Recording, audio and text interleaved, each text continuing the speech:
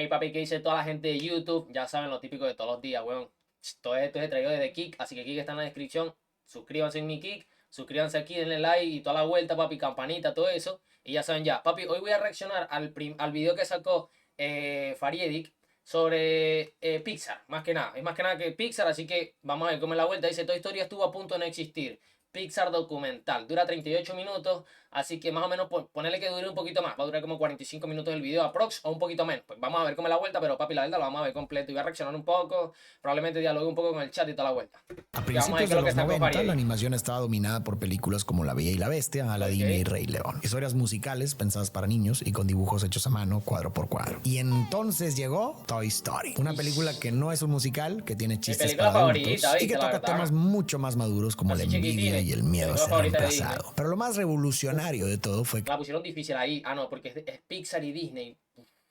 Mi dos películas favoritas completamente Disney, por computadora. Detrás de esta película había una pequeña empresa que apenas podía sobrevivir, Pixar. Una empresa que tuvo que enfrentar el rechazo de Disney, que estuvo al borde de la quiebra e incluso vio cómo Toy Story quedó a punto de ser cancelada. Esta es la historia de cómo tres hombres, Ed Catmull, John Lasseter y Steve Jobs, convirtieron una idea imposible en la película que cambió la animación para siempre. Y esta historia empieza con Ed Catmull, un niño que todos los domingos se sienta frente al televisor para ver a su héroe Walt Disney. En esos años, Walt tiene un programa llamado El maravilloso mundo de Walt Disney, donde muestra los secretos detrás de sus películas. Explica cómo animan ciertas escenas y presenta a los artistas que dan vida a personajes como Mickey Mouse y el Pato Donald. Ed queda fascinado, pues Disney hace mucho más que solo películas. También usa la tecnología para empujar la animación cada vez más lejos, creando nuevas herramientas para mejorar las imágenes, el color y el sonido. Y eso conecta con otra de las grandes pasiones de Ed, la ciencia. De hecho, otro de sus grandes ídolos es Albert Einstein. Así, la mezcla entre arte y tecnología empieza a llamarle la atención. En esos años, Disney estrena 3 películas que hoy son clásicos del cine: Cenicienta, Peter Pan y La Dama y el Vagabundo. A él le impresiona cómo esos dibujos sobre papel logran transmitir tanta emoción, por lo que empieza a soñar con convertirse en animador de Disney. Pasa las tardes dibujando, tratando de mejorar su técnica. Hace pequeñas animaciones en sus libretas, algunas bastante creativas, como una en la que las piernas de un hombre se transforman en un monociclo. Recuerda bien esta idea que volverá más adelante.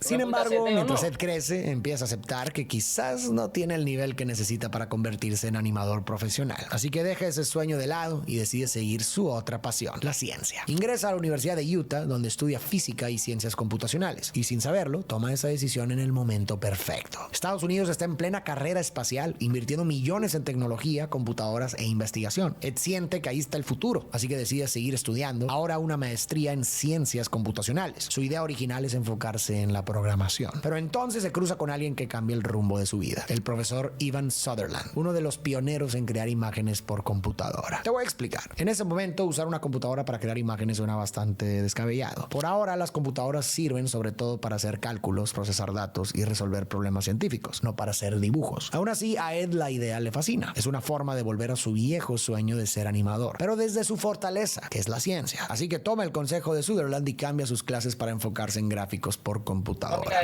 Me parece muy loco, marico, todo lo que hacían en esa época que eran muy viejos, bro, porque que eso es 1900, ¿me entendéis? O sea, papi, todo lo que ha avanzado la tecnología, que en la actualidad, con la IA, bro, puede hacer un video, un beta así tranquilamente. El programa todavía es muy nuevo, no existe un plan rígido de estudio, sino que los estudiantes tienen las herramientas y el presupuesto para experimentar con casi cualquier cosa que les interese. ¿Y de dónde sale ese presupuesto? Del gobierno de Estados Unidos. Como te comentaba, en ese momento el país está en plena carrera espacial. Y para ganarle a la Unión Soviética, el gobierno empieza a meter muchísimo dinero en universidades, laboratorios y proyectos que puedan darle ventaja tecnológica. Y una de las universidades que recibe ese impulso es precisamente la Universidad de Utah, donde estudia Ed. Gracias a esto, Ed se dedica a crear algoritmos para mejorar la calidad de los gráficos. Y mientras más avanza, empieza a imaginar algo casi imposible: usar esas imágenes para hacer una película. Pero todavía falta muchísimo. Si apenas pueden crear imágenes decentes, una película completa parece una fantasía. Además, la animación por computadora todavía tiene un problema gigante. No sabe crear bien superficies curvas. Puede hacer figuras rectas como cubos o edificios, pero algo orgánico como una mano o un rostro es muchísimo más difícil. Y ese es es justo el reto que Ed quiere resolver. En 1972 decide crear un modelo digital de su propia mano izquierda. Primero hace un molde de yeso, después lo cubre con triángulos y puntos de referencia y luego mete esas coordenadas en un programa de animación 3D que él mismo había creado. Al principio la mano se ve rígida y fragmentada, pero Ed usa una técnica de sombreado suave para disimular los bordes y hacer que la superficie se vea más natural. El resultado es un corto de apenas minuto y medio, donde la mano se abre, se cierra, forma un puño y luego apunta directo a la cámara, como diciendo, sí, te estoy hablando a ti. Aunque hoy puede parecer sencillo, en ese momento cambia la historia de la animación 3D. Antes de esto, los pocos científicos que usaban computadoras para crear imágenes solían dibujar cubos flotando o líneas matemáticas, pero Ed demuestra que las computadoras también pueden ser herramientas para contar una historia. De hecho, este pequeño corto, titulado A Computer Animated Hand, fue tan importante para la historia del 3D y del CGI que años después la Biblioteca del Congreso de Estados Unidos lo seleccionó para preservarlo en el Registro Nacional de Cine. Al ver el trabajo de Ed, el profesor Sutherland empieza a soñar con la idea de un intercambio con Disney. Los animadores de Disney podrían aprender sobre las nuevas tecnologías digitales, mientras que los estudiantes de Utah podrían aprender a contar historias como las de sus películas. Sutherland le encarga a Ed de ir a los estudios de Disney para convencerlos del programa de intercambio. Ahí Ed tiene la oportunidad de ver los dibujos originales de muchas de sus películas favoritas, como Pinocho y Peter Pan. Finalmente, Ed está en el lugar con el que había soñado desde muy pequeño. Sin embargo, rápidamente se da cuenta de que a las personas en Disney no les interesa la animación digital. Ya habían intentado usar computadoras en una de sus películas, Betting Knobs and Broomsticks, pero no tuvieron buenos resultados. Por eso Disney rechaza el intercambio con la Universidad de Utah, pero le ofrece a Ed un trabajo en Disney Imagineering, la división encargada de diseñar los parques de diversiones. Aunque suena como una gran oportunidad, Ed lo rechaza. Él no quiere diseñar atracciones, quiere seguir empujando la animación por computadora. Y eso es justo lo que hace. Durante esos años, Ed desarrolla avances clave para la animación digital, como el mapeo de texturas, que permite agregar detalles a una superficie, y el C-buffering, una técnica que le ayuda a la computadora a entender qué objeto está delante y cuál debe quedar oculto atrás. Para cuando Ed termina su maestría y hasta un doctorado en ciencias computacionales, retoma aquella idea loca que había tenido años atrás, solo que ahora la ve como una meta concreta. Quiere crear el primer largometraje animado completamente por computadora. Justo entonces aparece el Instituto de Nueva York, uno de los pocos lugares dispuestos a invertir millones de dólares en esta tecnología. Le ofrecen dirigir su nuevo laboratorio de gráficos por computadora y Ed acepta. Ahí desarrolla herramientas clave para la animación digital como Twin, un programa que por primera vez permite a los animadores dibujar y pintar directamente en una computadora sin depender solo de fórmulas o códigos. Mientras Ed sigue empujando los límites de la animación, aparece alguien que necesita justo esa tecnología, George Lucas. George es nada menos que el director de Star Wars, y mientras filmaba la primera película de la saga, se dio cuenta de que Hollywood seguía trabajando con herramientas demasiado atrasadas para los mundos que él quería crear. Por eso decidió fundar la división de computación de Lucasfilm, un equipo dedicado a construir desde cero las herramientas digitales del futuro. Y cuando conoce a Catmull, entiende que ha encontrado a la persona ideal para liderarlo. Como director de la división de computación de Lucasfilm, Ed tiene la misión de desarrollar el software y el hardware necesarios para crear imágenes 3D con calidad de cine. Pero George Lucas no quiere probar esta tecnología por primera vez en sus propias películas. Si sale mal, puede verse demasiado falsa. Así que decide ofrecer esos efectos a Star Trek 2, The Wrath of Khan. Ahí el equipo de Ed crea una escena revolucionaria, donde un proyectil choca contra un planeta y provoca una enorme ola de fuego generada por computadora. Nunca antes se había animado fuego de esa manera. Después, en el joven Sherlock Holmes, animan a un caballero hecho de vitrales. Pero aunque estos avances impresionan a Hollywood, todavía están lejos del verdadero sueño de Ed,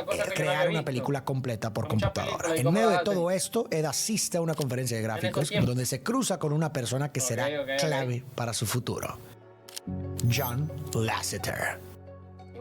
Al igual que Ed, John amaba los dibujos animados desde pequeño. Y cuando encontró un libro llamado El arte de la animación, donde se explicaba cómo Disney hacía sus películas, entendió que eso era lo que quería hacer con su vida. Con ese sueño entró a CalArts, la universidad de artes fundada por Walt Disney. Ahí aprendió de algunos de los animadores más legendarios del estudio, conocidos como los 9 ancianos, quienes habían trabajado en clásicos como Blancanieves y Peter Pan. John se metió de lleno en el mundo de Disney. Incluso consiguió un trabajo de verano en Disneylandia, primero como barrendero y después después como operador del crucero de la selva. Pero lo que realmente lo hizo destacar fueron sus cortometrajes en CalArts. Uno se llamaba La Dama y la Lámpara, sobre una lámpara que por accidente reemplaza su foco con una botella de gin. El otro se llamaba Pesadilla y trataba sobre un niño que veía monstruos cuando apagaba la luz. Así es, este último fue una de las ideas que años después ayudaría a inspirar Monsters, Inc. Pero para llegar ahí todavía faltaban muchos obstáculos. Gracias a esos dos cortos, John ganó el premio de la Academia de Estudiantes 2 años seguidos. Eso lo convirtió en una joven promesa de la animación y le abrió la puerta a su trabajo soñado: ser animador en los estudios de Disney. Su primer proyecto fue El Zorro y el Sabueso, que también fue uno de los primeros trabajos de otro joven animador, Tim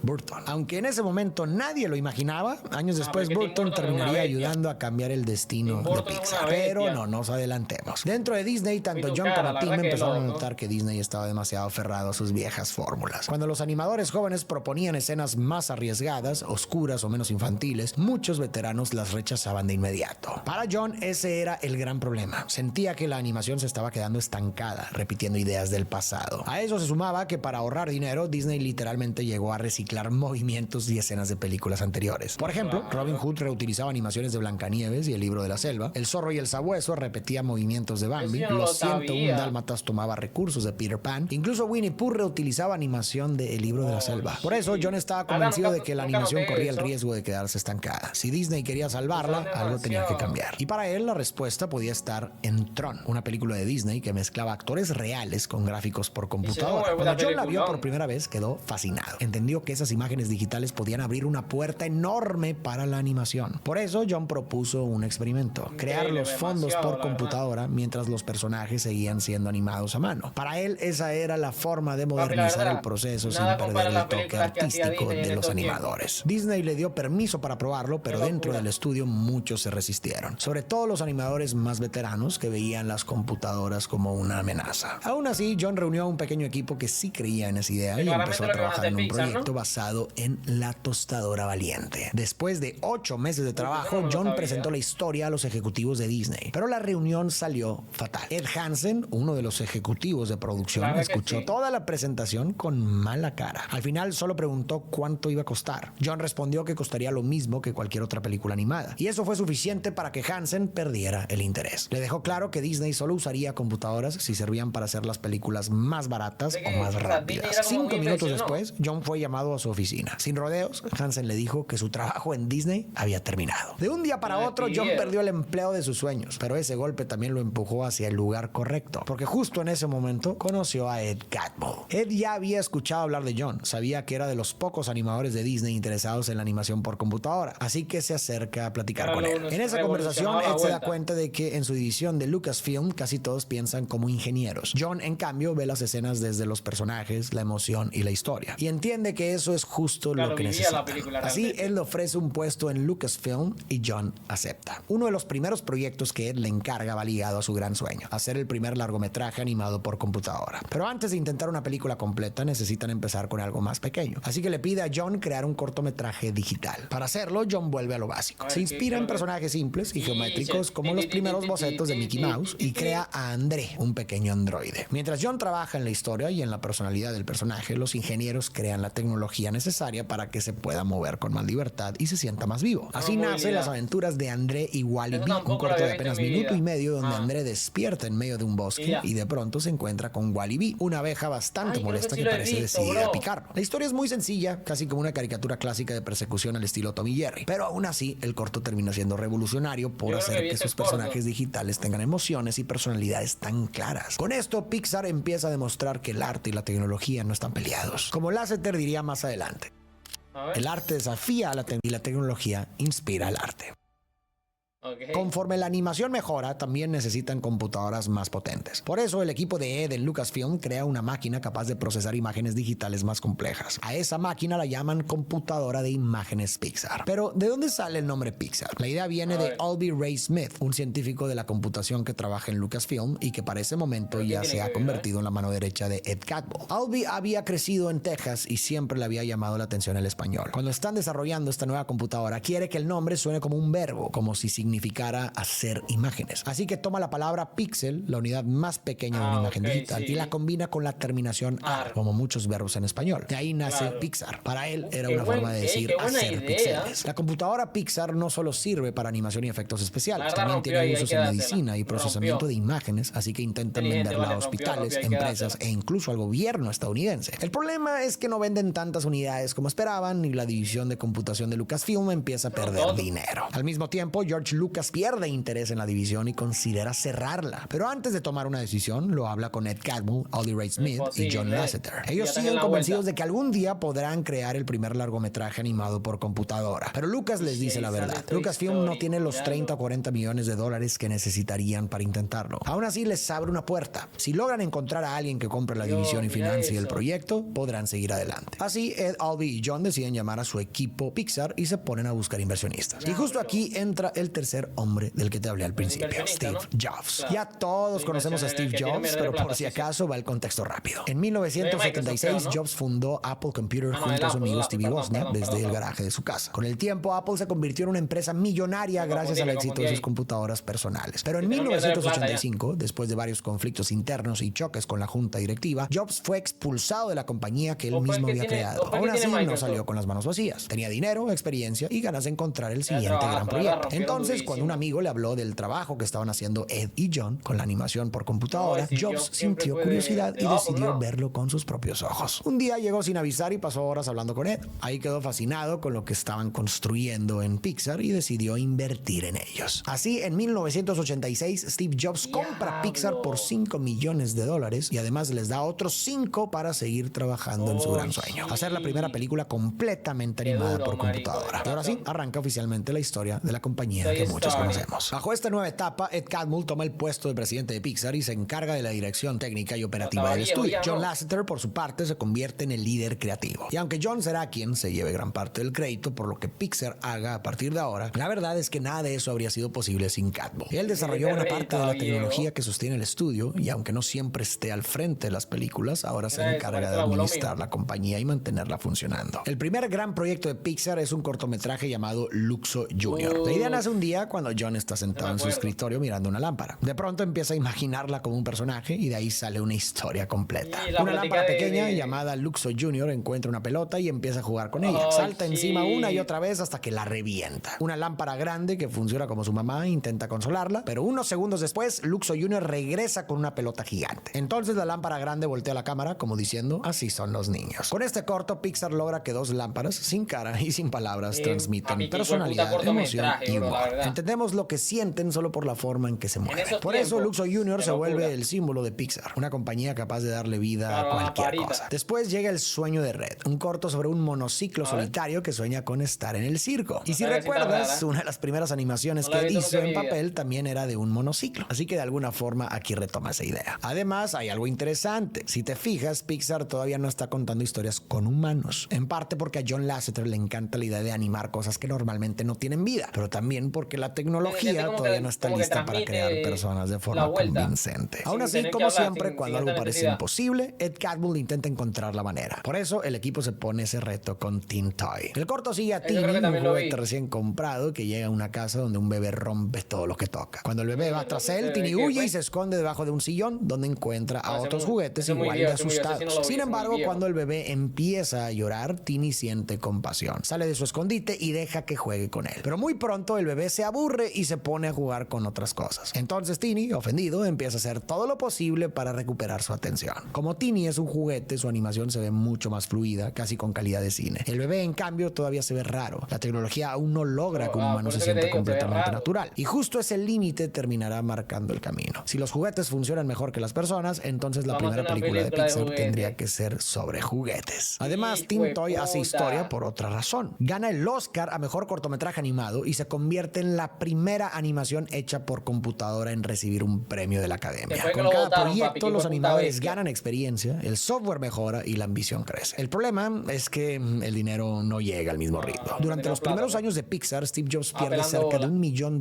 al año. Aún así, no se da por vencido porque ve una apuesta a largo plazo. Para mantenerse a flote, Pixar empieza a hacer comerciales para televisión. Y en esa etapa llegan 2 nuevos talentos: Andrew Stanton y Pete Docter, quienes más adelante dirigirían películas Monsters Inc. y Up. Una Pero bestia, por te ahora estoy se diciendo. enfocan en hacer comerciales para marcas como Tropicana y Trident. Poco después, Transition Pixar Trident también tiene empieza a ganar años, reconocimiento en Hollywood gracias a Story. Renderman, un software que permite crear efectos visuales mucho más realistas, tal y como en Jurassic Park. Entonces, finalmente Qué llega la puta oferta bestia, que ¿no? Pixar había estado esperando durante años. Disney quiere colaborar con ellos. ¿Y por qué Imposible. Disney cambió de La mala para parecer? Disney, Verás, papi. durante años la compañía estuvo dirigida por Ron Miller, el yerno de Walt Disney. Bajo su mando, Disney La era mala mucho para más que mal parió, conservador y viejo. dependía demasiado de la nostalgia y de la animación tradicional. Pero en Ojalá 1984, Disney entra en crisis y llega una nueva administración con Michael Eisner como CEO y Jeffrey Katzenberg al frente de la Diablo, te división parece de a ti, animación. Hawking. A diferencia del equipo anterior, ellos sí están más abiertos a experimentar con la animación por computadora. estarán Y después de distintos, ver el éxito de Teen Toy, el primer corto animado por computadora en ganar un Oscar, deciden contactar a Pixar. De esta Obvio. colaboración nace CAPS, un sistema creado por Pixar para ayudar a Disney a pintar y terminar sus películas de forma digital. Claro, y por Antes eso ganaban muchas partes del plática proceso se bacana. hacían a mano y tomaban muchísimo tiempo. Con CAPS, Disney puede trabajar más rápido, mover la cámara de formas más ambiciosas, combinar la animación tradicional con Obvio. fondos digitales. Primero lo vemos en Bernardo y Bianca en Cangurolandia, pero quizás su mejor ejemplo llega poco después en La Bella y la Bestia, Güey, durante puta la escena del película, baile. ¿cómo se ve Disney ahí, quería no? que la cámara rodeara a Bella y la Bestia como si fueran una película de acción real. Con animación tradicional Qué algo así locura, habría sido papi. complicadísimo, pero con CAPS es mucho más fácil. Crean el salón de baile en 3D y luego integran a los personajes dibujados a mano. El resultado es una de las escenas más queridas en la historia de Disney y muchos ni siquiera sabían que usaba peliculón tecnología también, marico. desarrollada por Pixar. Literalmente Además, La somos Bella y yo la y mi Bestia bebé. termina siendo historia. Se convierte en la primera Mentira, película mentira, no, animada nominada al Oscar a Mejor Película. Con esto queda Imagínate. claro que la computadora no viene a reemplazar la animación tradicional, sino a darle nuevas Mejoría, posibilidades. obvio. Y Disney finalmente entiende lo que tiene Sí, sí, enfrente. sí, sí, Después de sí. haber rechazado a Catmull y al propio John Lasseter, ahora ve que Pixar ya no es solo un experimento raro con computadora, Sino que sino algo que efectivo. Pixar se ha convertido en una mina de oro en potencia. Por eso intenta que John deje Pixar y vuelva con ellos como director de ratota, película. papi. Pero John le da la vuelta a la Obvio que no, propuesta. papi. En lugar de regresar solo, plantea una colaboración entre los dos estudios. A Disney le inteligente, interesa papi. y así empieza Un a tomar aplauso forma para el el proyecto socio. que cambiaría la animación para siempre. Inteligente.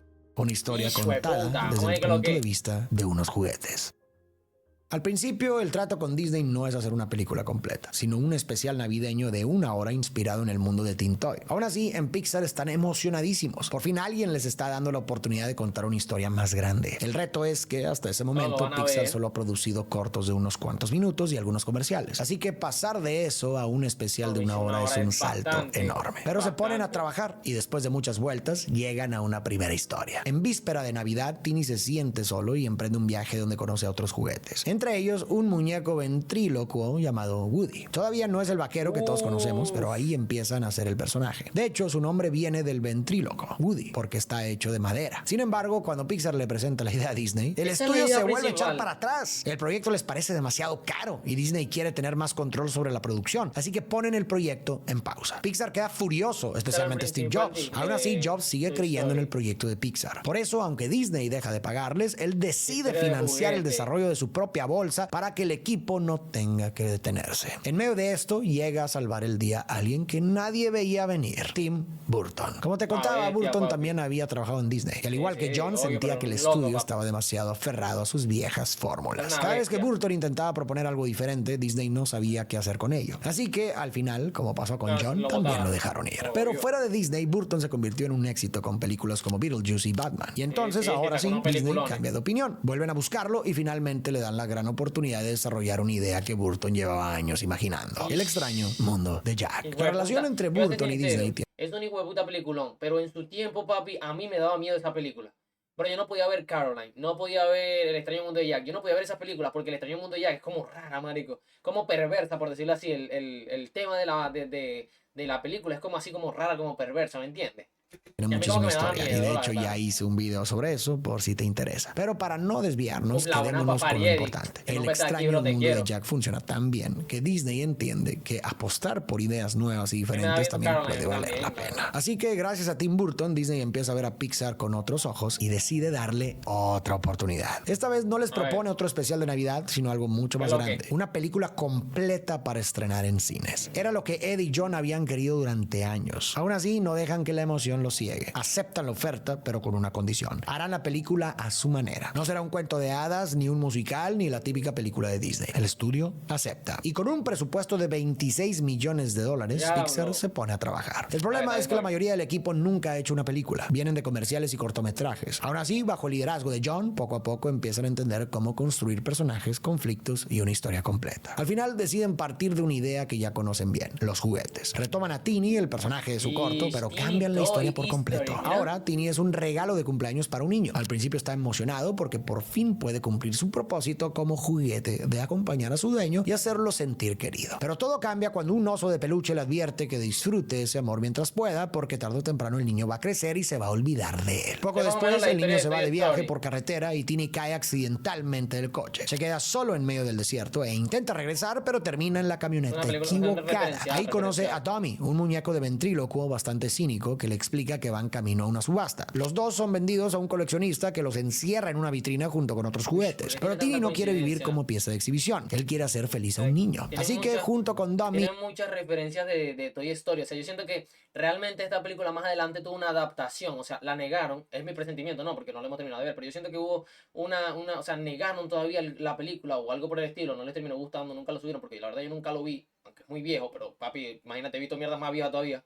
Pero yo siento que luego readaptaron la película y todas esas referencias de las que se ven la metieron en Toy Story. Slinky, un juguete en forma de oruga, planean escapar. Después de varios intentos, terminan en una venta de garaje y son comprados por una pareja para su bebé, que en realidad resulta ser un perro que destruye todos sus juguetes. Ahí conocen a Binky, un pingüino que lleva mucho tiempo escondiéndose del perro. Finalmente logran escapar de la casa. Y cuando salen, descubren que están justo al lado de un jardín de niños donde por fin podrían cumplir su propósito. Pero entonces el perro aparece de nuevo y se lleva a Dummy. Tini intenta rescatarlo, pero no llega a tiempo. Al final, con ayuda de Slinky, Binky y los juguetes de la escuela, logran salvarlo. Después de tanto caos, Tini, Dummy y los demás encuentran un nuevo hogar donde por fin pueden acompañar a muchos niños durante mucho tiempo. Si te fijas, esta versión de la historia ya tiene varios elementos que después veremos no solo en Toy Story, sino también en sus secuelas. Sí, por ejemplo, el juguete que termina en manos de un coleccionista encerrado en una vitrina, como le pasa a Woody en Toy Story 2, o la idea del jardín de niños, que más adelante será clave en Toy Story 3. Ahora sí, la historia todavía cambia muchísimo, sobre todo con el juguete principal. Para 1990,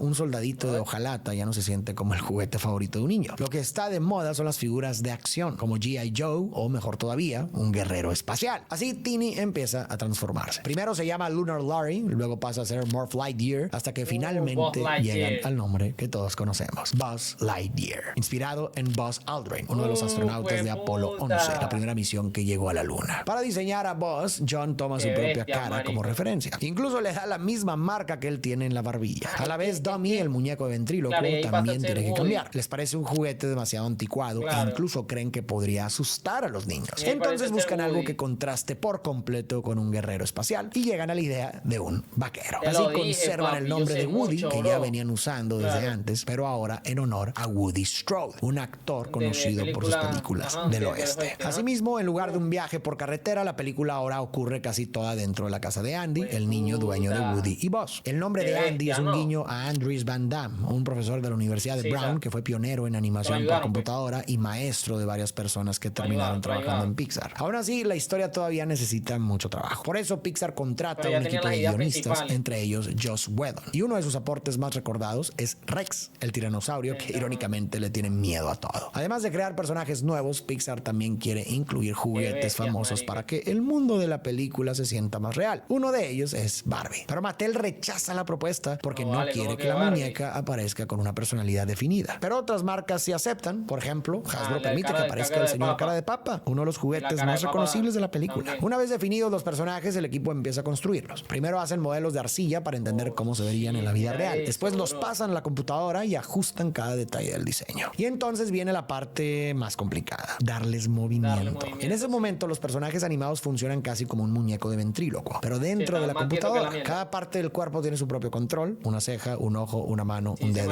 un codo. En el caso de Woody llegan a tener más de 700 controles distintos. Luego los animadores usan esos controles para mover al personaje poco a poco. Por ejemplo, deciden cuántos grados sube un codo, cuánto se levanta una ceja o hacia dónde gira una mano. Así, movimiento por movimiento, empiezan a darles vida. Una de las escenas más divertidas de animar es la de los soldaditos de plástico. Para entender cómo deben moverse, Pete Docter pega sus tenis a una tabla de madera e intenta caminar así por el estudio. Y así hacen con cada personaje. Estudian qué tipo de juguete es y cómo tendría que comportarse su cuerpo. Después de entender cómo se mueven, falta darles personalidad visual. Hay que ponerles color, textura y detalles que los hagan sentirse reales, como la luz reflejada en el casco de Buzz, el brillo del plástico del pelo de Woody o las marcas de uso. Yo no me imagino no la plata que gastaron, sino el tiempo que se tardaron. ¿Cuántos años se pudieron haber tardado haciendo la película? Que hacen que un juguete parezca realmente jugado. Cuando ya tienen algunas escenas listas, llega el siguiente paso: encontrar las voces. Para Woody, Lasseter tiene claro desde el principio a quién quiere: Tom Hanks. Así que lo invita al estudio y le muestra una pequeña animación del vaquero en acción. Tom queda fascinado, por una parte porque nunca había visto algo como las animaciones de Pixar y entiende que están haciendo algo innovador, pero también porque la idea de la película conecta con una fantasía que él y quizá muchos de nosotros tuvimos de niños: imaginar que nuestros juguetes cobraban vida. Sin embargo, encontrar la voz de Buzz resulta mucho más complicado. Primero le ofrecen el papel a Billy Crystal, pero él lo rechaza porque no cree que la película vaya a funcionar. Irónicamente, cuando Toy Story se estrene y se convierte en un éxito, Billy Crystal se va a arrepentir. Pero Pixar no se olvida de él. Años después lo invitan a darle voz a otro personaje icónico, Mike Wazowski. Por ahora, Lasseter considera a otros actores para Buzz, como Bruce Willis y Jim Carrey. Pero al final, el papel queda en manos del comediante Tim Allen. En Pixar, todos están emocionados con el rumbo de la película. El problema viene desde Disney. Jeffrey Katzenberg, el director de animación, les manda corrección tras corrección y casi siempre insiste en lo mismo: Toy Story necesita tener más filo. Quiere que la película también funcione para adultos. Por eso pide más cinismo y sarcasmo. Para complacerlo, Lasseter y su equipo empiezan a seguir esas órdenes al pie de la letra. Pero así llegan al... ¿Qué putas con Disney, bro? La mala para eso pirobo. La real. Papi, que eso no es una película para adultos. Nunca fue la idea sacar una película para adultos. El famoso incidente del Viernes Negro. El 19 de noviembre de 1993, John y su equipo van a los estudios de Disney para presentar la primera mitad de Toy Story. Llevan secuencias de ilustraciones y algunas escenas animadas. Si Disney las aprueba, Pixar puede seguir adelante con la producción. Pero cuando termina la presentación, los ejecutivos se quedan en silencio. La historia no les parece chistosa, ni emotiva, ni conmovedora. De hecho, hasta les parece desagradable. Es que en su intento por hacerla más filosa, como pedía Katzenberg, Pixar terminó arruinando a Woody. En esta versión, Woody es cruel con los demás juguetes, trata mal a Slinky, desprecia a Bo Peep y se comporta como si todos fueran sus sirvientes. Incluso Tom Hanks, al grabar sus diálogos, llegó a decir que Woody se había vuelto un verdadero idiota. Pero la escena que más asusta a Disney es cuando Woody empuja a Buzz por la ventana. En la versión final, Woody lo hace por accidente y termina sintiéndose muy apenado. Papi, yo no sabía que la luz que salía ahí era la que siempre en la versión Mira, final, la luz que salía ahí es la luz que siempre ha usado Pixar. Uy, no, bro, qué locura, huevón. Hace por accidente y termina sintiéndose muy apenado. Pero en este primer corte, Woody lo planea, lo empuja a propósito y después se recuesta en la cama como si nada. Así el personaje que debía ser el héroe se había convertido en el villano. Disney entra en pánico, ordena detener la producción y hasta considera cancelar el proyecto. Pero Lasseter no se rinde. Pero entonces, ¿Disney es estúpido o su puta madre no los entiende? ¿O el que parió a Disney es imbécil o qué? La real. Primero di que Fao. ¿Qué tal? Después di que Tim. Y ahora di que para esa mierda. ¿Son maricos o qué? ¿Son estúpidos o qué? Les ruega que le den 2 semanas para arreglar la historia. Disney acepta, pero deja claro que esa será su última oportunidad. Esta vez Pixar deja de intentar complacer a Katzenberg y decide confiar en su propio instinto. El equipo pasa las siguientes semanas encerrado en el estudio hasta que por fin tiene una nueva versión. En esta, Woody es el líder querido del cuarto de Andy. Los demás juguetes confían en él y lo ven como alguien que mantiene todo bajo control. Pero entonces llega Buzz Lightyear, que fascina tanto. Vos te podés imaginar lo difícil que ha sido cambiar todo eso. Pero lo más difícil no es eso, sino lo más difícil cuando progresaron toda la película en computadora y se tenían que mover uno por uno cada cosa. Maricos, imagínate el tiempo que se tardaron haciendo eso, papi. Literalmente esa gente te ha puesto que dormía menos de 8 horas. A Andy como a los demás juguetes y Woody empieza a sentir... Eso sí, hay que dársela. Papi, el proceso ha sido... O sea, papi, es una diferencia muy grande pasar de hacer los dibujitos, ¿verdad? Que no era tan fácil moverlos, a hacerlos en computadora, que era, digamos que tenía más facilidad. Pero maldición, imagínate cuánto tiempo se tardaron haciendo Woody. O sea, haciendo Toy Story, perdón. Y para que al final ser cancelaran la reemplazado otra. y celoso. Lo Imagínate. interesante es que Woody no es una mala persona. Es alguien bueno, pero con Malón. sentimientos complicados. Tiene celos chiquitín. e inseguridad y eso lo lleva a tomar malas decisiones. Y justo eso hace que la película se sienta mucho más madura. No porque sea más cínica o más filosa, sino porque habla de Yo no, porque no te sentimientos más rindió. humanos y complejos. porque es que- No es como las claro, historias eso es duro. Hay que clásicas de dársela, hay Disney que dársela. donde el bueno es absolutamente bueno y el villano es absolutamente malo, sino más como la mayoría de las personas, complejas. Entonces, si te das cuenta, esto realmente te demuestra que por más duro que sea el camino, vos tenés que aprender a tener mucha constancia y obviamente van a haber muchos obstáculos, pero vos vas a tener que seguirle metiendo, te vas a tener que parar como sea y te vas a tener que parar duro en la raya para seguirle metiendo a lo que vos querés, ¿me entiendes? ¿Cuál es tu fucking sueño? Hacer tal cosa, papi, dedícate a eso, bro. Ya cuando vos, pum, más adelante se te va a dar, papi. Dios dice, hey, es tu momento y te ponía ahí la vuelta para que vos lo hagáis. Pero antes van a haber muchos obstáculos para lograr saber si vos sois merecedor de dicha cosa o no. ¿Me entendéis? Con luces y sombras. es una Al ver esta locura. nueva versión, Disney les da luz verde para retomar la producción. Así, el equipo trabaja contra reloj para terminar la película. Y finalmente, el Contrarreloj 22 de y todo. noviembre de 1995, Toy Story, la Imagínate, primera estaban haciendo estas películas desde 1880 y pico, si no, perdón, 1980 y pico, si no estoy mal, 87 por allá. Y la película, la primera salió en 1995, a color. Mira esas hueputas animaciones. Uy, no, qué bestias, marico. película hecha completamente con animación por computadora se estrena Locura, en cines. bro. Aunque seguramente recuerdas la historia general, vale la pena recordarla porque hay detalles o Recuerda, chistes recuerda que un poquito, quizá de recuerda, niños se te recuerda un poquitito, pasaron. recuerda La un película poquitito. arranca con Andy jugando en su cuarto con sus juguetes, especialmente con No su se podía imaginar toda la movilidad que tuvieron que hacer. Papi, yo digo que esta película se tardaron en hacerla más o menos 3 años. Creo yo que fueron más o menos 3 años que se pudieron haber tardado en hacer esta película. O sea, más o menos 1992 hasta 1995 que salió. O un poquito antes. Por todos los reajustes y todo eso. Pero imagínate toda la movilidad. Que bueno, imagínate, de 1980 y pico a 1990 y pico, pues obviamente la tecnología habrá avanzado un poco, digo yo, ¿no? Y obviamente pues son empresas gigantes que tienen muchos millones, les proporcionan lo mejor para que puedan seguir haciendo la película. Pero, marico, qué puta locura. Poniendo el ejemplo, ¿no? De que no haya avanzado tanto la tecnología y tengan que hacerlo de la misma forma. Imagínate cuánto tiempo le costó simplemente hacer que ese látigo girara. favorito, Woody.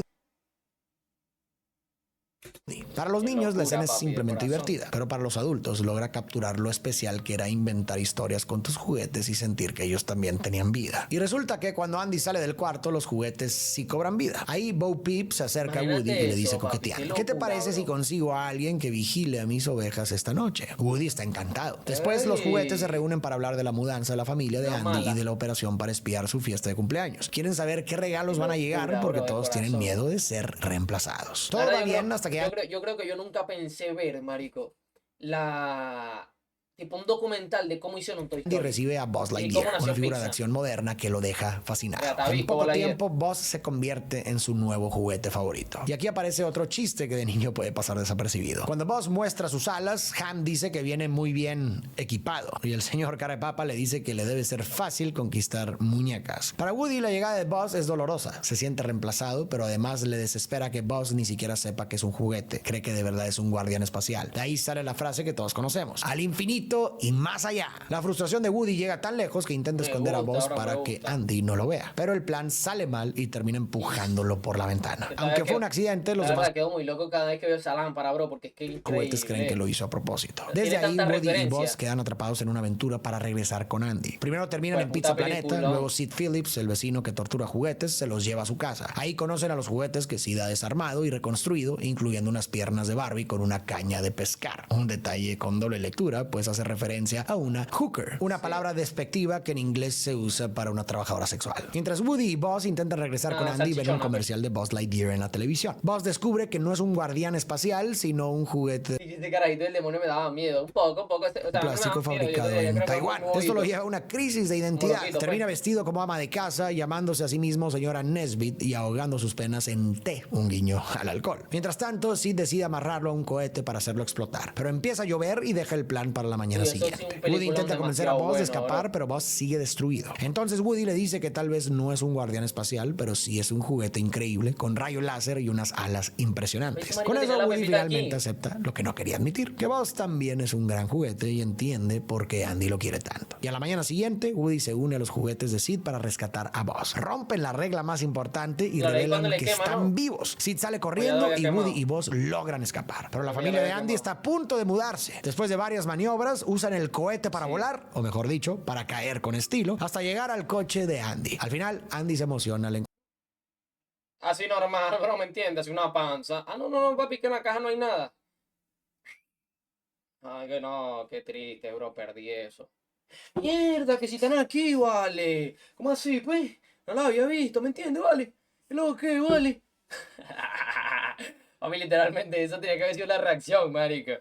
encontrarlos a los dos. La película cierra en Navidad cuando los juguetes vuelven a organizar una operación para descubrir qué regalos va a recibir Andy. Pero esta vez Woody ya no está nervioso, ya no necesita ser el único favorito para saber que sigue siendo querido. Cuando la película termina, el público de todas las edades queda completamente Qué locura, bro, de fascinado. Es una película, historia la que verdad. los niños pueden seguir y disfrutar sin Por cierto, la buena Papariedi, papi. Tras que salgan unos videos del triple hueputa, que hueputa se te armó nuevo, papi. Plaquita de 1 millón por allá, de los 100K. Tiene un buen seteo, la verdad. Y papi, mira cómo lo enfoca solo ahí y el fondo se ve borroso. Qué rico, problema, ¿no? pero con diálogos, Locura. chistes y También. conflictos que también conectan con los adultos. Al final, Toy Story se convierte en una de las películas más taquilleras, recaudando más de 350 millones de dólares y tomando por sorpresa a la industria. Una semana su momento, después del ¿te estreno, imaginas? Steve Jobs decide sacar a Pixar a la bolsa. Es decir, cuando una empresa empieza a vender acciones. En un solo día, Pixar recauda cerca de 140 millones de dólares y su salida al mercado se Dios. convierte en una de las más grandes de 1995. Además, la Academia nomina a Toy Story a 3 premios Oscar por banda sonora, canción original y mejor guión original. Pero quizás lo más impresionante es que la Academia decide reconocer a John Yo después de verla esperaba que mis muñecas se movieran. Bro, la verdad. Lasseter con un Oscar Yo una vez tuve un Maxi y yo pensé que se iba a mover como Woody. Yo soy sincero. por logros Yo especiales. pensé que Este se iba a premio mover no se como entrega Woody. todos los años, solo se otorga cuando una película rompe el molde de una manera tan grande que no encaja en las categorías tradicionales. Y aunque John es quien recibe el premio, él lo comparte con todo el equipo de Pixar. En su discurso deja claro que aunque la herramienta Bro, la fueron verdad. las computadoras, fueron las personas detrás de esas computadoras quienes Fueron una hicieron bestia. historia. Con Toy Story arrasando en taquilla, en la bolsa y en premios, Pixar se consolida como una fuerza en Hollywood. Por eso cuando Disney vuelve a tocar la puerta, ahora tiene Claro que que no, tratarlo ¿no? como un socio fuerte, Ah. con mucho más poder para negociar. Obvio. Así, en 1997 firman un contrato mucho más equitativo que el anterior y anuncian una colaboración de 10 años durante los cuales van a trabajar juntos en 5 películas, compartiendo los costos y las ganancias a la mitad. A partir de ahí, Pixar empieza a lanzar Porque fueron humildes. ¿Ok? Porque fueron humildes. Porque yo siendo Pixar, papi, que me mamé el huevo Disney. La verdad, pero obviamente creo que no le convenía. Pero la verdad, que me mamara el huevo Disney. películas que siguen empujando los límites de la animación por computadora, como Monsters Inc., Buscando a Nemo, Los Increíbles y Y es que aquí sí, mira. Uf, Cars. De hecho, su qué malditos peliculones, bro. La verdad. computadora, como Monsters Monster de los Inc. Inc., Buscando a Buscando a Nemucio. Nemo, Los Increíbles Los This is Incredible. y Cars. Y Cars, el carro rojo que corre mucho. Qué hijo de putas películas, bro. La verdad, papi, yo soy sincero. Mi película favorita siempre ha sido de Disney. Así que es que yo tengo muchas películas. En lo personal, yo siento que mi película favorita siempre ha sido Cars y Toy Story. La verdad. De hecho, su nivel de acierto Para mí esas son películas que yo puedo tener 50 años, bro. Y si siguen saliendo, yo las voy a seguir viendo. se vuelve tan fuerte que por momentos Pixar empieza a superar por mucho a Disney en creatividad, taquilla y conexión con el público. Por eso, en 2006, Disney termina comprando Pixar por 7.4 mil millones de dólares. Pero ¡Hijo de puta! 7.4 mil millones de dólares. Malparición de fundaron ahí, pero bien rico la plata, yo, que lo que. no solo busca quedarse con sus películas y personajes, también quiere integrar a las mentes detrás de ese éxito. Ed Catmull es nombrado Como dicen por ahí, Disney hizo una jugada inteligente. Cuando no puedes contra el enemigo, únetele. ¿Qué hizo? Le ofrecieron 7.4 mil millones de dólares y sí, papi, yo veo esa cifra, bro, me van a seguir dando trabajo. Es más, papi, con 7 punto pico de millones de dólares, Papi, eso se dividió entre los dueños, bro. Ya, yo para qué voy a trabajar. Lo que pasa es que esa gente porque le gustaba, ¿me entiendes? Pero marico, por Dios, si no podéis con el enemigo, tenéis que unirte de alguna forma. presidente. Y obviamente no podéis tener competencia, porque si tenéis competencia, estáis frito. Tanto de Walt Disney Animation Studios como de Pixar, mientras que John Lasseter queda como director creativo de ambos estudios. Pero la historia de cómo Pixar llega a ese punto y de cómo estuvo a nada de separarse de Disney para siempre da para otro video completo. Si te interesa, déjamelo en los comentarios y podemos explorar la idea. Por ahora, quisiera cerrar con Ed Catmull. Como te comentaba, normalmente el crédito se lo llevan John Lasseter por ser el líder creativo o Steve Jobs por haber rescatado la compañía. Pero sin Catmull, nada de esto habría sido posible. Y lo que más me impresiona de su historia es la forma en la que llegó ahí. Desde niño, Catmull soñaba con ser animador de Disney, pero tuvo la lucidez de reconocer que sus mayores fortalezas no estaban en el dibujo ni en la animación tradicional. Y en lugar de aferrarse a una sola versión de sus sueños, se enfocó en el área donde sus habilidades podían brillar más. Y eso era la computación y la tecnología. Durante años pulió sus habilidades en ese mundo. Y aunque al principio parecía no tener nada que ver con la animación, con el tiempo ese camino lo llevó de regreso a ella y terminó aportándole algo al mundo de la animación que la revolucionó por completo. Y ojo, es un lugar que parecía no tener nada que ver. De hecho, su historia me recuerda mucho a una película que Pixar haría muchos años después, Monsters University. En esta, si recuerdas, Mike Wazowski sueña con convertirse en el mejor asustador, pero por su tamaño y su apariencia, ese sueño no parece muy realista. Aún así, durante el camino descubre que entiende muy bien la teoría del susto. Sabe analizar a cada niño, estudiar técnicas y... Me parece tan loco, bro, a ver, yo no me acuerdo cuando salió Monster University, pero si te das cuenta, mira cómo se ve aquí el reflejo de las luces de la sala.